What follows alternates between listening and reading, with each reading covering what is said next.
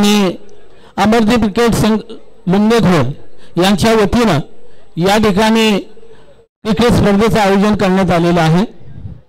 या स्पर्धेसाठी सहभागी असलेले भागातील सर्व संघ, या ठिकाणी मंचावर असलेले सर्व मान्यवर, माझे सर्व सहकारी आणि उपस्थित सर्व खेळाडू, खरोखर आज पूर्वीच्या काळामध्ये या क्रिकेटच्या पद्धती फार वेगळ्या होत्या।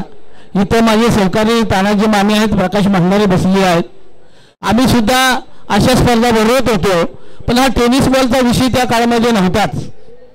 सीझनच्या बॉलवरच त्या सगळ्या स्पर्धा आम्ही खेडेगावामध्ये छोटे छोटे ग्राउंडवर आम्ही भरवत होतो आणि त्यावेळी सुद्धा चांगला प्रतिसाद भागातून प्रत्येक संघाचा आम्हाला मिळत होता।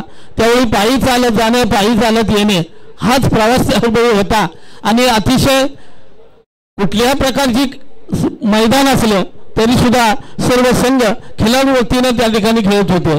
परंतु आज परिस्थिती पूर्ण बदललेली आहे आणि मुंबई सारख्या शहरामध्ये आज आपल्या भागातील सर्वच गावं या स्पर्धेचं आयोजन करू लागलेली आहेत। त्यामुळं आज जे आयोजन आम्ही बघतोय, अतिशय अमरदीप क्रिकेट संघानं चांगल्या पद्धतीचं नियोजन करून सर्वांच्या सहकार्यानं या ठिकाणी उत्कृष्टपणे आयोजन केलेलं आहे। 2 दिवस स्पर्धा चालू आहेत।